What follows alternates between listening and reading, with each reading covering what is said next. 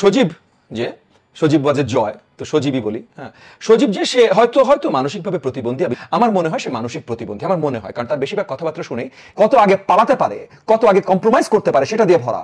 সে পালাবে না, এটা হতে পারে? বাংলাদেশে ফিরবার পর প্রেসিডেন্ট এরশাদ সাহেবের সাথে প্রথম আতাত করে শেখ হাসিনা।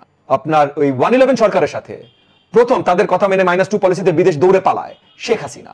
প্রত্যেকবার যখনই কম্প্রোমাইজ করতে হয়েছে, 2009-এর পরে প্রতিবেশী দেশের সাথে কম্প্রোমাইজ করে এখানে ক্ষমতায় থাকার জন্য প্রথম কম্প্রোমাইজ করেছে শেখ হাসিনা।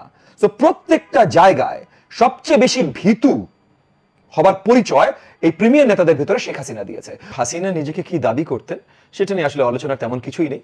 হাসিনা এবং হাসিনা সরকার গত 15.5 বছর অনেক কিছু দাবি করে এসছে, এবং এই দাবিগুলোর বেশিরভাগই যে মিথ্যা দাবি, অ্যাবসলিউট আপনার ফলসহুডস, এটাও পরিষ্কার প্রমাণিত সবসময়। ইটস জাস্ট আইসিটি আইন করে আর 100 ধরনের আইন করে জনগণের মুখ চুপ রেখেছিল। যখন সহ্যের বাধা ভেঙে গেছে তখন সবার মুখের ওই চুপ রাখার যে পলিসিগুলো ওগুলো আর কার্যকরী হয়নি। শেখ হাসিনা অ্যাকচুয়ালি পুরো আওয়ামী লীগকে ধ্বংস করে দিয়েই পালিয়েছে। আওয়ামী লীগ এই দেশের মাটিতে আর কখনো একটা রাজনৈতিক দল হিসেবে ফিরতে পারবে না, ওরা শেষ। এবং প্রয়োজনে আইনত ব্যবস্থা করা হবে যে এইরকম জনগণ বিরোধী, দেশ বিরোধী একটা দল যেন বাংলাদেশের রাজনীতিতে কখনো আর সম্পৃক্ত হতে না পারে, এই নামটা যেন রাজনৈতিক ইতিহাস থেকে মুছে যায়। প্রয়োজনে আইনত সেই ধরনের ব্যবস্থা করাটা জরুরি বলে আমি মনে করি। এককালে নিজেদের রাজনৈতিক ফয়দার জন্য যেমন বাংলাদেশ জামাতে ইসলামকে নিষিদ্ধ ঘোষণা করতে দ্বিধাবোধ করেনি আওয়ামী লীগ, এখন বাংলাদেশের ভবিষ্যৎ গণতন্ত্র শক্ত করবার জন্য আওয়ামী লীগের মতো একটা এই ধরনের একটা corrupt institution, politically corrupt institution, fascist institution যেমন নাৎজি পার্টি, সোশ্যাল ডেমোক্রেটিক নাৎজি পার্টি, যেটা জার্মানিতে ব্যান্ড, কারণ এই দেশ ওই দেশকে এই পার্টি ধ্বংস করে দিয়েছিল, এই একইভাবে বাংলাদেশ আওয়ামী লীগ বাংলাদেশের মাটিতে ওই নাৎজি পার্টির মতোই ফ্যাসিস্ট, এবং তাদেরকে ওইভাবেই ব্যান করতে হবে। সো হাসিনা এটা ইনশিওর করে দিয়ে গেছে, এইটুকুর জন্য তাকে ধন্যবাদ। আর তারপর আপনি বলেন হাসিনার পালাবার কথা, হাসিনার পালানোটা অবধারিত ছিল। বাংলাদেশের রাজনৈতিক ইতিহাসের দিকে যদি তাকান তাহলে বড় নেতা যতজন ছিল, বড় জায়গায়, বড় পজিশনে, প্রধানমন্ত্রী, প্রেসিডেন্ট জায়গায় যারা ছিলেন, তাদের ভেতরে সবচেয়ে ভীতু, সবচেয়ে কম সাহসিকতা যে দেখিয়েছে সবসময়, তার নাম শেখ হাসিনা।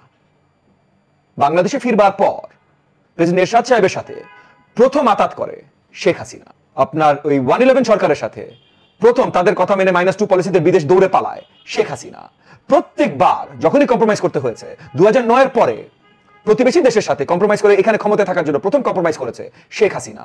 তো প্রত্যেকটা জায়গায় সবচেয়ে বেশি ভীতু হবার পরিচয় এই প্রিমিয়ার নেতাদের ভিতরে শেখ হাসিনা দিয়েছে। তো এটা তো অবধারিত ছিল ভাই, যার পুরো রাজনৈতিক ইতিহাস ভয় দিয়ে ভরা, কত আগে পালাতে পারে, কত আগে কম্প্রোমাইজ করতে পারে সেটা দিয়ে ভরা। সে পালাবে না, এটা হতে পারে? এবং সে কত বড় মিথ্যাচার এবং ভীতু যে তার নিজের আশেপাশের লোকজনকে, এবং এটা পরিষ্কার মোটামুটি আর কি ভেতরের থেকে আমরা জেনেছি যে তার নিজের আশেপাশের লোকজনকে, এবং এরাও দুষ্কৃতিকারী, এদেরকে তো আইনের শাসনে আনতেই হবে, বাট এদেরকে উনি বলেছিলেন যে তোমাদের পালানোর দরকার নাই, আমি তো যাবই না, আর যদি আমি যাই তোমাদেরকে আমি প্রমিস করছি আমি যে প্লেনে উঠবো আমার সাথে তোমরা ওই প্লেনে উঠবা। এই আশ্বাস নিয়ে অনেক লুটতরাজের নেতারা ঢাকা শহরে বসেছিল, তারা এখন পালাতে পারে নাই, তারা এখন ঢাকায় আটকে আছে। তবে আমি এটাতেও নিন্দা জানাই যে হাসিনার মতো একটা ফ্যাসিস্ট, যে হাজারো তরুণদের রক্তের উপরে গত 2 মাস রক্ত দিয়ে রঞ্জিত করে দিয়েছে এই দেশের মাটি, তাকে এইভাবে একটা সেফ এক্সিট দেওয়ার পক্ষপাতী আমি না, তাকে আইনের বিচারের আওতায় আনা উচিত ছিল। তবে যারা তাকে সেফ এক্সিটটা দিয়েছে তাদের রেশনাল বা লজিক আমি একেবারে বুঝি না তা না, আমি ধরে নিচ্ছি তারা এটা চিন্তা করেছেন যে হাসিনাকে যদি থাকতে দেয়া হয় তাহলে হাসিনা আরো প্রলং যে করবে এই যুদ্ধটা, সেই যুদ্ধে আরো কয়েকশো আমাদের তরুণ তরুণী শিক্ষার্থীরা ইন্তেকাল করতে পারে। সো ওই কয়েকশো জীবন বাঁচাবার জন্য তাকে হয়তো সেফ এক্সিট দেওয়া হয়েছে। সো এই রেশনালটা আমি বুঝি। সো আমি তাদেরকে এটা নিয়ে আর কোনো দোষারোপ করছি না, তবে আমি পার্সোনালি বিশ্বাস করি যে তাকে আইনের আওতায় আনাটা দেশের জন্য, জাতির জন্য, আইনের জন্য সবচেয়ে ভালো হতো। এগেন আমি এই জিনিসটাই বলছি, পদত্যাগ না, তাকে আসলে এই যে যেই ধরনের অপরাধ দের সাথে সে লিপ্ত, এই যে এগেন মানে আমি পুরনো তার করাপশন, তার সবকিছু মানে পদ্মা ব্রিজ থেকে শুরু করে সবকিছুতে কি করেছে এগুলোর সব কথা বাদ দিলাম, জাস্ট গত 2 মাসে যে লাল রক্তে রঞ্জিত করেছে দেশের মাটি, সেটার জন্য হলেও তাকে আইনের আওতায় নিয়ে আসাটা আমি মনে করি সবচেয়ে ভালো হতো দেশের জন্য, ভালো মানে সবচেয়ে ভালো এক্সাম্পল সেট করা হতো। এই জিনিসটা হয়তো যারা করেছেন, এগেন তারা তাদের রেশনালটাও বললাম, তারা হয়তো এই রেশনালাই করেছেন, তো সেই রেশনাল পার্টটা আমি বুঝতে পারছি। আমি আমার পার্সোনাল অপিনিয়ন বললাম যে সেটা করলে হয়তো সবচেয়ে ভালো হতো। আচ্ছা, তার আগে ওবায়দুল কাদের, সালমান রহমান, আনিসুল হক, নওফেল এবং আরো গম যারা আছেন তারা শেখ হাসিনার আগে পালিয়েছে, অথচ তারা একটা সময় দাম্ভিকতা দেখিয়েছে, এই বিষয়টা খুব আপনি কিভাবে দেখবেন? জি না, এরা শেখ হাসিনার আগে পালায়নি, এদের মধ্যে যাদেরগুলো নাম বললেন, আমি স্পেসিফিক নাম ধরে বলবো না, এদের মধ্যে বেশিরভাগকে শেখ হাসিনা প্লেনের সিট দেওয়ার প্রমিস করেছিলেন এবং সেই প্রমিসের জন্য এরা সবাই এখন ঢাকায় ছুটাছুটি ঘোরাঘুরি করছে। ঢাকার জনগণ, বাংলাদেশেরও না, ঢাকার জনগণ আজকে বা কালকে তাদেরকে নিজেরাই খুঁজে বের করতে পারবে। এরা কেউ পালায় নাই, এরা সবাই ঢাকায়, সুযোগ পায় নাই। না, খবরে কি এসছে আমি জানি না। যারা পালিয়েছে, যেমন মনে করেন ওই যে শেখ তাপস পালিয়েছে, হ্যাঁ, এরকম কয়েকজন পালিয়েছে, এটা এয়ারপোর্ট রেকর্ড আছে। আপনি এই মুহূর্তে যাদের নাম বলেন, আমি স্পেসিফিকলি তাদের কথা বলছি, শুধু কয়েকজন না ভাই, ডাজন কি ডাজন, এটা শত কি শত এমপি মন্ত্রী পালিয়েছে। কিন্তু আপনি এই মুহূর্তে যাদের নাম বললেন তারা পালায়নি, তারা ঢাকায় লুকিয়ে আছে, কারণ এখন তারা হাইওয়েতেও যেতে পারবে না।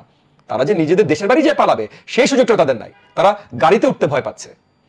সো তারা কোথায় আছে, আমি অনুরোধ করব আইনের দায়িত্বে যারা আছেন, স্পেশালি এখন ইন্টারিম সরকার যেই মুহূর্তে ফর্মড হবে, ইন্টারিম সরকারের প্রতিও আমি আহ্বান জানাবো যে এদেরকে অ্যাটলিস্ট যেন, যেটা হয়ে গেছে কিন্তু এদেরকে অ্যাটলিস্ট পালাবার সুযোগ করে যেন না দেওয়া হয়, এদেরকে যেন ইমিডিয়েটলি আইনের আওতায় আনা হয় এবং জনগণের হাতেও তুলে দেওয়া হয়। এটা বলছি না আমি, আমরা আইনের শাসন চাই, আমরা আইনের বিচার চাই, আমরা কোনো ধরনের অরাজকতা চাই না। আমরা চাই না এদেরকে জনগণের হাতে তুলে দেন, সেটাও চাই না। যদিও এরা যে ধরনের পাপ করেছে তার একমাত্র বিচার হলো জনগণের হাতে তুলে দেওয়া, ন্যায্য বিচার। বাট না, আমরা আইনের বিচার এই দেশে চাই। আমরা চাই আইন শৃঙ্খলার দায়িত্বে যারা থাকবেন, স্পেশালি ইন্টারিম সরকারটা ফর্ম হওয়ার সাথে সাথে এদেরকে আইনের আওতায় নিয়ে আসা।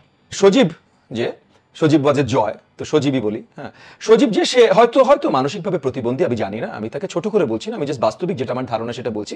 এবং এই কথাটা আজ থেকে 12 বছর আগে আমি একবার নিউজের বাইরে বলেছিলাম, এবং নিজের বাইরে বলার পর থেকে উনি আমাকে অত্যন্ত অপছন্দ করেন। আমি খুব খুশি উনার মতো লোকজন আমাকে অপছন্দ করেন, এটা আমার জন্য একটা ক্রেডিটের বিষয়। হ্যাঁ, যে উনার মতো লোকজন আমাকে বিরোধিতা বা তার বিরোধী হিসেবে ধরে নেন, আমি অত্যন্ত আনন্দিত। বাট আমার মনে হয় সে মানসিক প্রতিবন্ধী, আমার মনে হয়, কারণ তার বেশিরভাগ কথাবার্তা শুনেই এই ধরনের একটা ফিলিং আমরা পাই। হতেই পারে তার বোন যে শেখ পুতুল, সাইমা ওয়াজেদ পুতুল, সে অটিজম নিয়ে কাজ করা শুরু করেছে, হয়তো তার ভাই এই রোগে আক্রান্ত বলেই হয়তো সে এটা নিয়ে কাজ করা শুরু করেছে, আমরা জানি না। বাট যদি করে থাকে তাহলে সেটা তার ভিতরে একটা মহৎ এলিমেন্ট আছে, যে তার ভাই যে অসুস্থ সেটা নিয়ে সে কাজ করা শুরু করেছে বাংলাদেশের মাটিতে।